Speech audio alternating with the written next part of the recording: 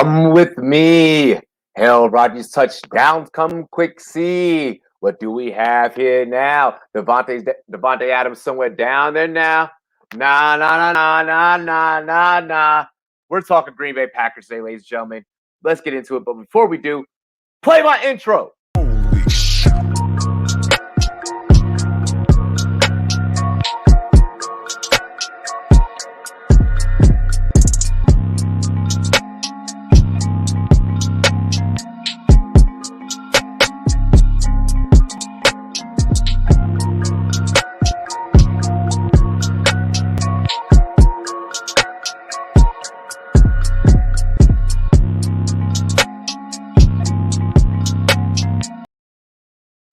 Welcome back, Pirates, here to the one and only Rum Boys Fantasy Network. It is your boy, Rum Boys Robbie, CEO and founder of the Rum Boys Fantasy Network. Make sure you get up with me on rumboys.com. You can check out my articles, the whole entire staff's articles, all of our amazing graphic designs by Miles, Fantasy Football Peacock, and much, much more. Get some swag, get some merch over there. Check us out, rumboys.com. Yo, welcome back to the channel. Welcome back, Pirates. Welcome aboard the pirate ship. Cheers to me. Cheers to you, all the Rum Boys and girls. What it do? Dilly. Be sure to download the Monkey Knife Fight app. We're going to go right into paying some bills. Monkey Knife Fight, promo code RUMBOYS in all caps. Once again, that is promo code RUMBOYS in all caps. RUMBOYZ. Listen, everybody's getting paid off of baseball right now. Get on over there for our daily fantasy props on baseball. Finals are closing up. The finals are pretty much just about done. They'll probably be wrapping up like tonight. Oh, we'll see. Let's also, we got NFL season right around the corner. Should be coming around the mountain right around when she comes. August 5th preseason starts. Season kicks off with Bucks, Cowboys. You already know. Get on over there, monkeyknifefight.com, promo code RUMBOYS. You can download the app available on iOS and Android. We're going to match your first deposit all the way up to $50, okay? Even if you deposit 20, we're going to match that. If you deposit 30, we're going to match that. Go ahead. If you deposit 50, we're going to match that. Promo code RUMBOYS, daily fantasy sports prop action. If you're into props, this is where you need to play your props. Also, I want to remind everyone about the link that is in the description. About the SportsMe app. SportsMe, whenever you head on over to the iOS or Android app stores, whatever it is, your Play Store, get on over there, look for the trophy logo. When you type in SportsMe, you search SportsMe. SportsMe is sports you 30-second quick click content. You can ask me your fantasy football questions. I'll get to you right away over on the SportsMe app. And I'll answer them in real time. The same way I would on a stream, the same way I would do during an AMA or a Q&A. You guys can ask me anything over on the SportsMe app. You guys can debate me on the SportsMe app. If you think that anything that I fucking say is stupid, go to the SportsMe app and let me know what's good, and we can get it popping. Link is in the description here on our YouTube channel. Let's go ahead and wait, I do have one more shout out. Yo, unboxing video is going to be released. I want to shout out to the Hot Box Gourmet Small Batch Hot Sauce by Big Time Flavor Co. Make sure you guys get on over to bigtimeflavorco.com. Organic ingredients, none of that bullshit that you get in McCormick's with your seasonings. They also hooked me up with the That's Plucking Hot, the official hot sauce and seasoning of the fantasy football community, endorsed by your boy Rum Boys Robbie, and also Phil Gay shouted it out as well. So we big things. Let's dive right into today's fantasy football friendly. I appreciate you guys sitting through all the ads and the advertisements. Cheers. So today we're talking to Green Bay Packers. All right, and we're just going to go right into it. A lot of question marks around this team in terms of how fantasy friendly they could be, and a lot of different dynamics happening in the QB room, which is cause for concern, right? We don't know right now if Aaron Rodgers is going to be stepping up at the helm this season. Right now, if you were to ask me, it's looking like that there's a chance he's going to play, and he's still going to play in Green Bay. And that all this was just him pouting and whining and moaning and complaining during the offseason, okay? There is a chance, though, that it could not be him at the helm. And it could be the person that in 2019 at Utah State had a 129.1 QB rating. That could be a thing. I mean, of course, that was over the course of 13 games, and the level of competition that Jordan Love saw at Utah State be the same level of competition that he sees at NFL game speed, right? Let's go ahead and let's break this down, and let's first start with, you know what? We'll save the quarterbacks. We'll save the quarterbacks because we know the dynamic that's going in there, and we'll probably start with all the weapons first, and then show how the quarterbacks can work with each of the weapons. So I'm actually going to first start in the backfield, and we'll start with one Aaron Jones before we get into the Rodgers and Love debacle, if you will.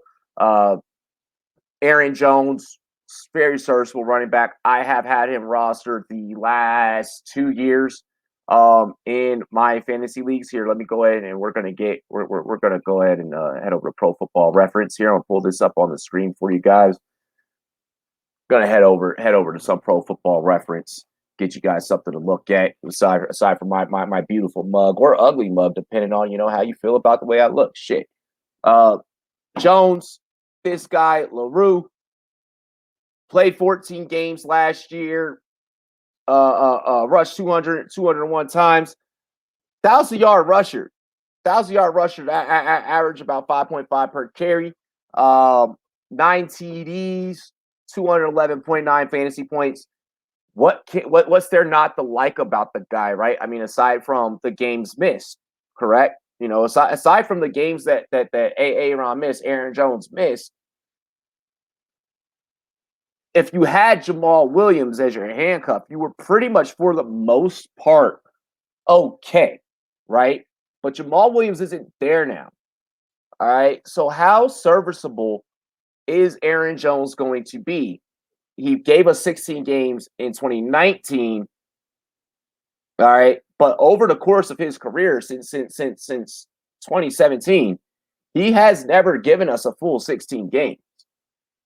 So are you planning with Aaron Jones to maybe work with a backup?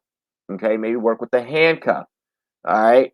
Traditionally, whenever I pick up Aaron Jones, I always have the safe floor of having a Jamal Williams, because Jamal Williams gets utilized, or had been utilized, pretty much throughout the year. So when it came time for him to just step in and take, the lead back role, it was fairly easy for him because he didn't have to worry about getting caught up to speed or anything like that, because he was already in game used, throughout the duration of his tenure there with Green Bay. Now, of course, Jamal Williams in Detroit, he could probably be a commodity in Detroit. That'll be talked about on our Detroit episode. But without Williams being there, it now raises the question of, do you trust Aaron Jones for a full 16? And it also raises the question, are we handcuffing Aaron Jones with one A.J. Dillon? Okay. 2019 was Aaron Jones' best year with the 16 TDs, rushing for 1,084 yards. That's good balance there. He didn't get as many yards as he did in 2020, but he annihilated with TDs in 2019, in which I had him on a championship roster during that time frame. When it comes to catching out the backfield, the guy catches last year he caught about 74.6% of his catches. I like that, especially in a PPR standpoint. That is something that you're going to be able to rely on, that you're going to be able to trust. He was targeted 63 times, caught 47 of them. I'll take that ratio. 355 yards. I'll take that all day, all damn day long. When we're talking about receiving out the backfield. So Aaron Jones, a damn good PPR back. The only knock that we have really is the serviceability, is the durability. Okay, with Aaron Jones. But now let's get into, A.J. Dillon, and let's take a look at A.J. Dillon, and let's see if he now works out for us as a serviceable backup. Now, before I even pull this up and I even start looking at his stats, I am going to tell you now that I personally feel that, I feel that Quadzilla could potentially be a bust. All right, we know that Aaron Rodgers went on the Pat McAfee show last year. When asked about A.J. Dillon, he was like, man, I got to, hold my thumbs up behind my back and point to this kid which way to go.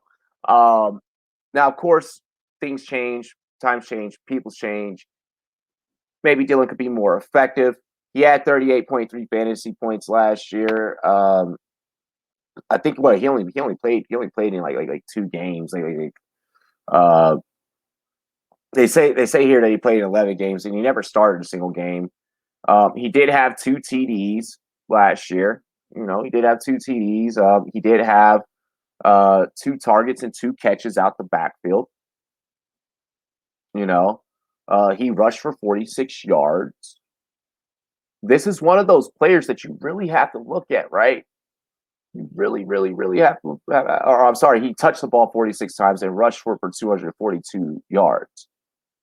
This is a player that you really have to look for a glimpse of upside. You have to look for something that stands out to you, and it's like super sexy, right?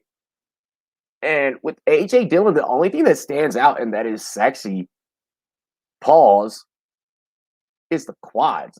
And all of y'all on fantasy Twitter, all of you guys on fantasy Twitter have already pointed that out. Like that's the only thing that anyone has had positive to say realistically about Aaron Jones. There's been nothing about his on-field play or, the 2 times that he fell into the end zone.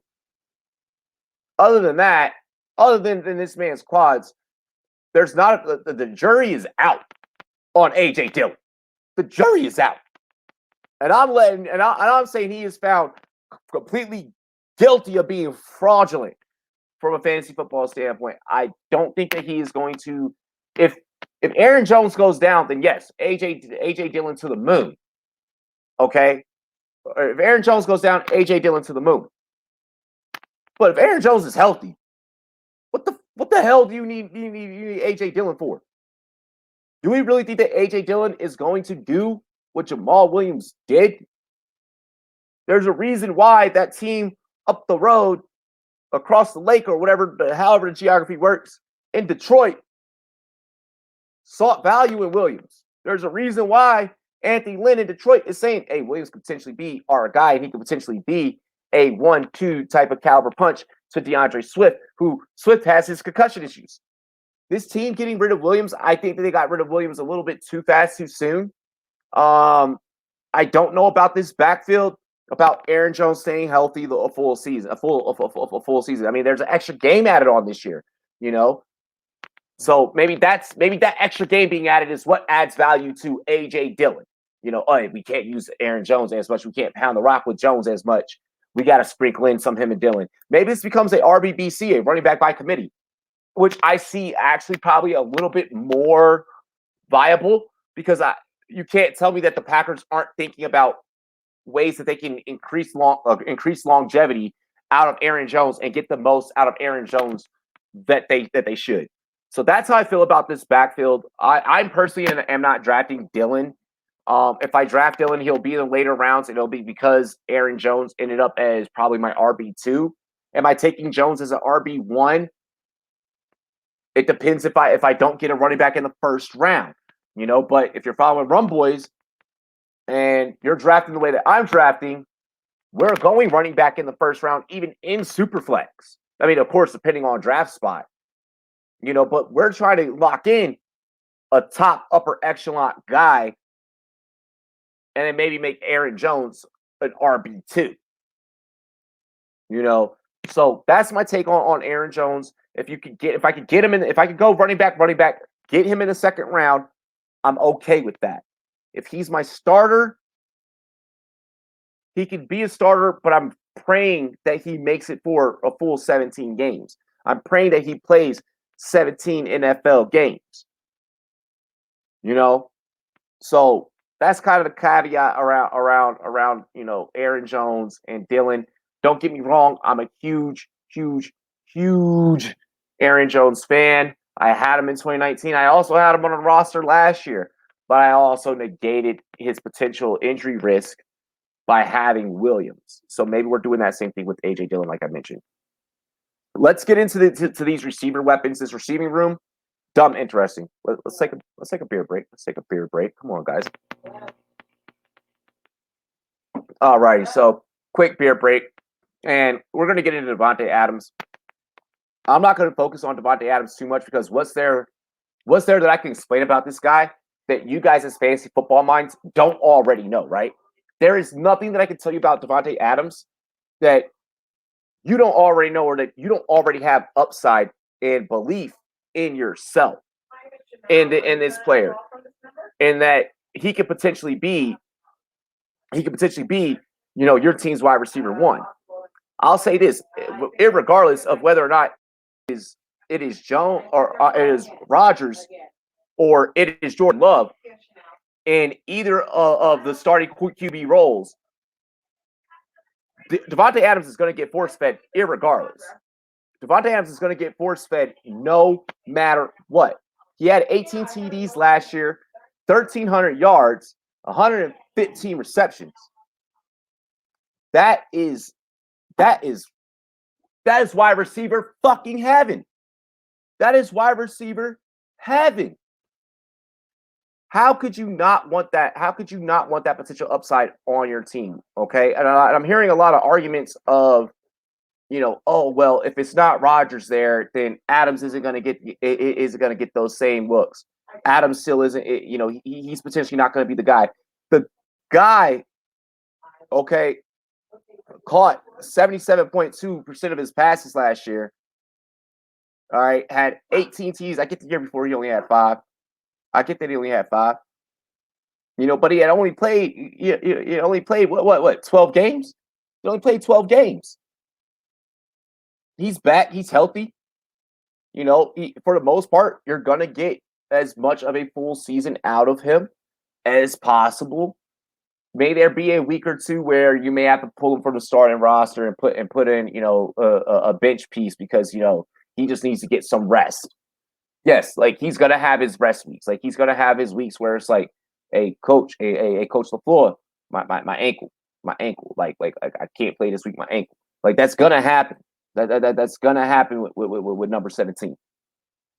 But also with number 17, I'm gonna be blowing opponents out the water so heavily that it's not realistically probably gonna matter. I mean, this dude has had 4 double-digit touchdown seasons. He's had 4 double-digit touchdown seasons. Been in the league since 2014. Like that, to me, that should speak for itself. And the only reason why in 2019 he didn't have a double-digit TD season is because he played 12 games. He still probably would have had 10 TDs in that season. So what makes you not want Davante Adams? You guys tell me. I'm not shying away from Adams. If you're going in and you want wide receiver early, I still think aside from the Tyreek Hills and so on and so forth, I still believe in Davante Adams.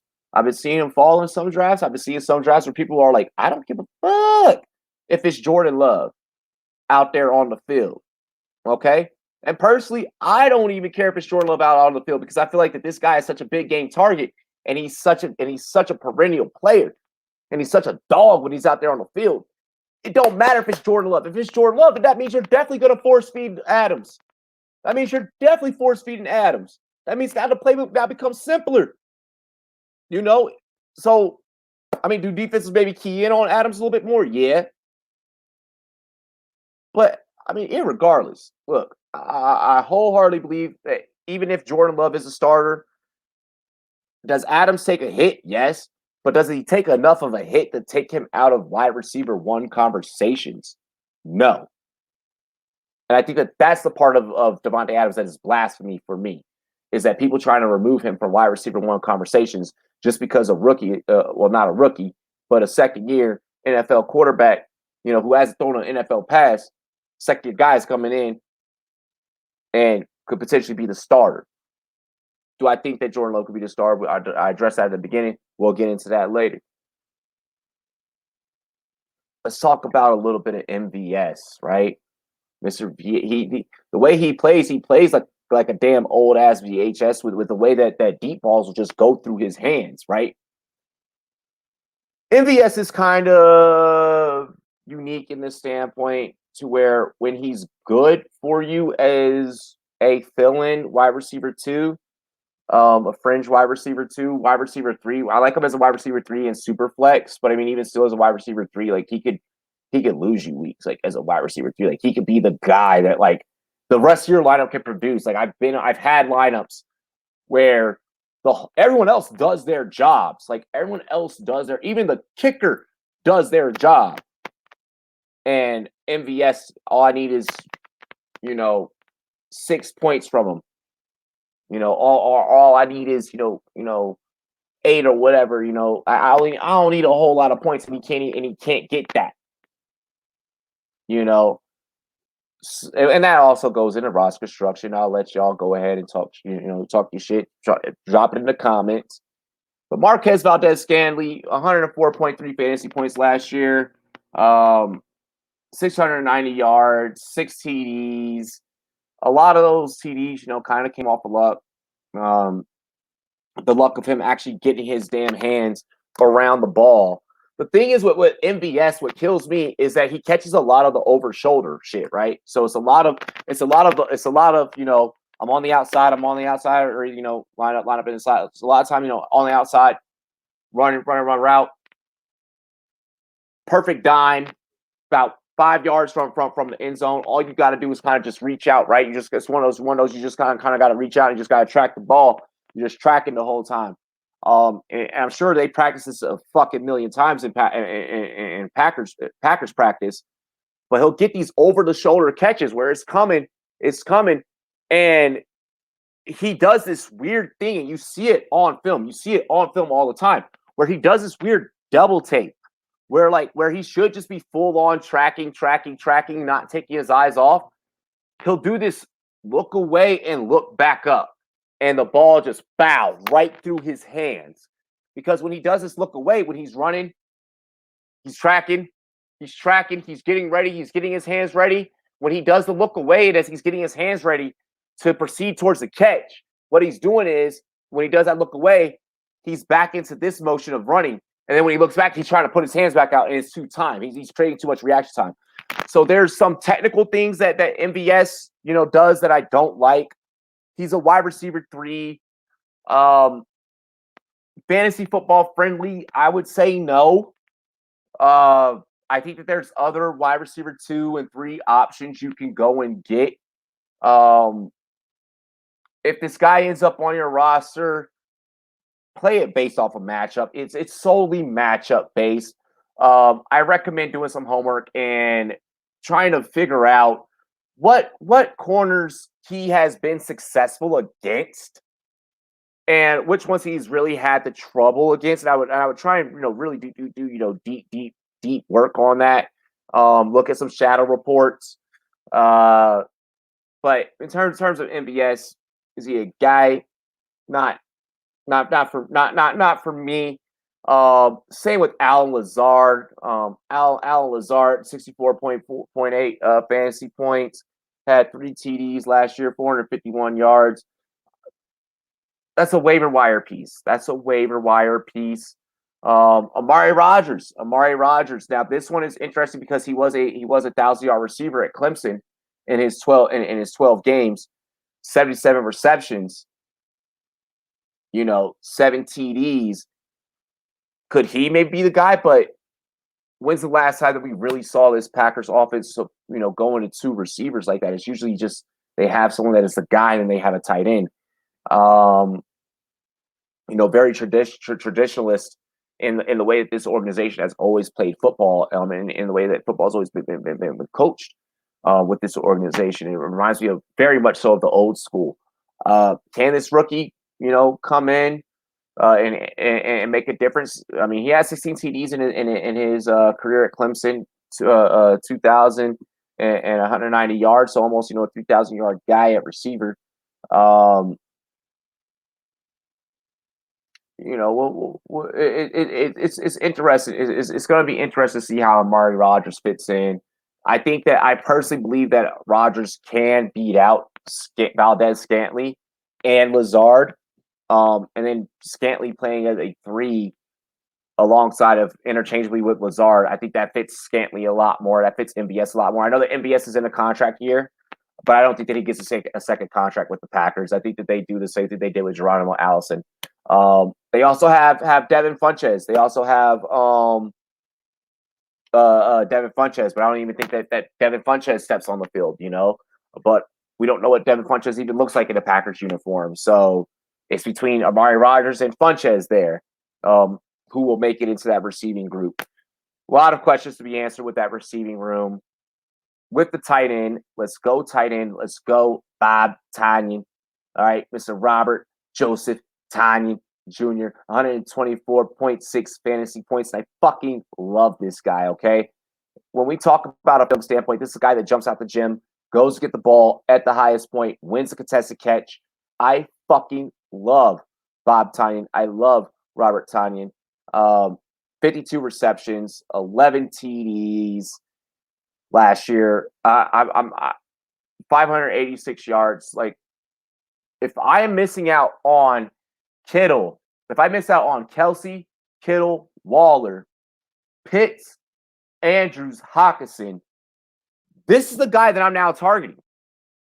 If I've now missed out on everyone else, I'm taking I like Tonyan more than Noah Fant. I like Tonyan more than Noah Fant, especially if Jordan Love is a quarterback. If Jordan Love is a quarterback, what's a rookie QB's best friend? I mean, I get he's not a rookie, but what's a brand new QB's best friend? The tight end. The tight end. And I have a feeling that Tonyan is gonna be a dog at the tight end position if Jordan Love is a QB. If it's Aaron Rodgers, I think we can expect some of the same stats. And I'm okay with that. I'm 100% okay with that. You know, Tonyan, I think, should definitely be a guy that folks are looking out for. Now's the time that you've all been waiting for, and for us to get into the quarterbacks, okay? Now's the moment that you all been waiting for. So with the quarterbacks, with Aaron Rodgers, he's a bad man. I know Stephen A is on a lot of people's ish list right now. In terms of Aaron Rodgers, in terms of Jordan Love, we have to look at historically this Packers organization when they have gone on from a starter to the next man up. They've traditionally always been in good hands. Okay. And I know the media is like, oh my gosh, like Rodgers ended up because Rodgers is just like Rodgers, just like Favre when Rodgers took over for Favre. Rodgers dealt with the same things that Jordan Love is dealing with right now. You know, oh well, you know, the old hat doesn't like me. You know, like I don't know, like I don't even know if they're getting along, if they like each other. Have they had a glass of scotch? Is Rodgers fucking sharing the QB playbook with them? I don't know what's going on up there in Green Bay. I don't know what's going on up there in Wisconsin. Okay? What I can tell you is many of y'all analysts, all right, a lot of y'all couch analysts. That's funny because I'm on the couch right now. You get it? That was a joke.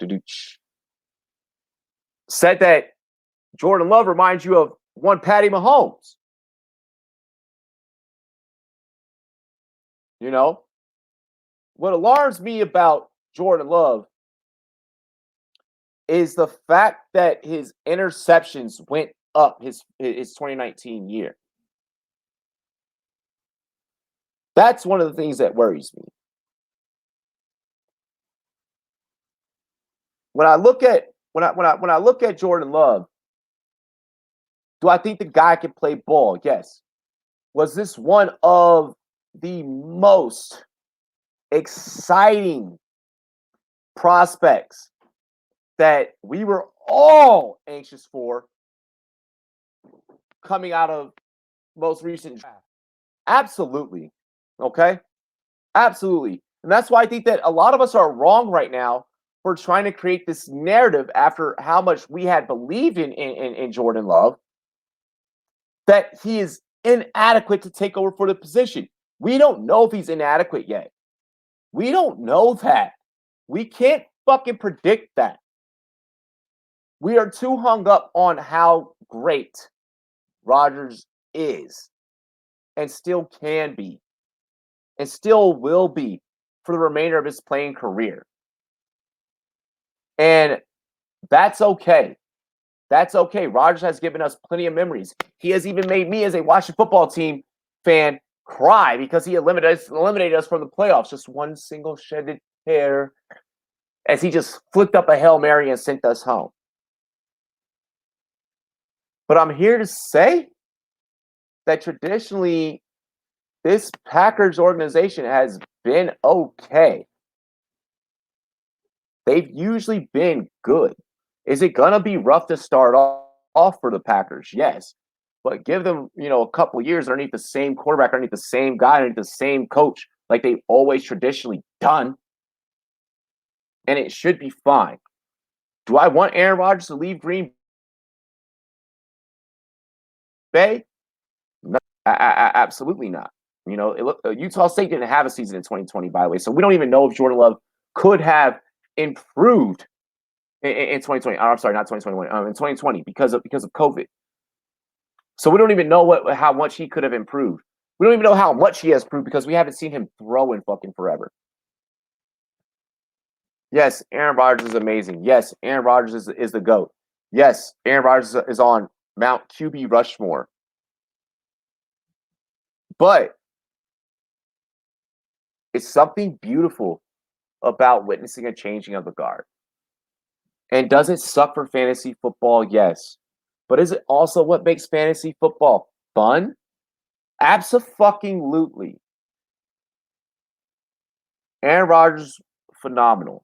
He's going to be phenomenal if he is the one. If A-Rod's the one playing in Green Bay, he's going to be just as phenomenal as his 48 TDs last year, his 70.7 completion percentage, his freaking 4,299 yards, damn near freaking 4,300 passing yards. Like, yes, he's always going to be phenomenal.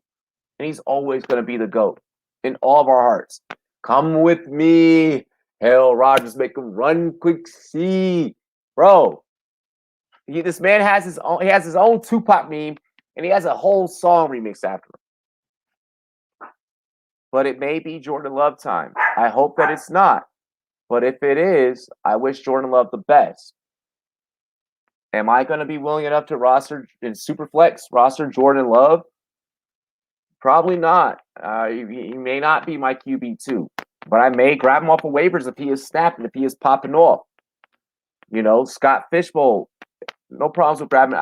It already passed time where I could have grabbed him as a QB3, but no problems with grabbing that man as your QB3. And then if he pops off, now all of a sudden you got a QB2. Super flex, no problems if you grab him as a QB3, and then if he pops off or he ends up starting, now you got a guy. But right now it's July 14th. It's July 14th right now, people. Aaron Rodgers is probably going to play. If you were to ask, you're asking me right here, Aaron Rodgers is going to play. But we got to be strategic here on the Run Boys Fans Network. We got to prepare for the best and prepare for the worst. Rodgers is up as your QB2 or your QB1 in Superflex, depending on however you're drafting, however your strategy and your roster construction works. Maybe grab Jordan Love as a safety blanket. Maybe you don't grab Jordan Love at all, and if Rodgers goes somewhere else to play somewhere else, that's just who you're rocking with. Ladies and gentlemen, that's all the time that I have. That's my Green Bay Packers breakdown. Shout out to all the Packers fans out there. You guys are dope. You guys are the only fan base that you all own stock in your team. Always fun covering this team. One of the oldest teams, first Super Bowl winning team. The history behind this team is so rich.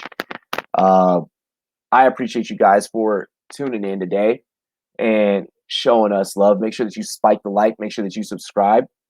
Cheers to me. Cheers to you, all the Run Boys and Girls. What it do? Dilly dilly. We out of here. I'll holler at the rest of the Pirate crew. Peace.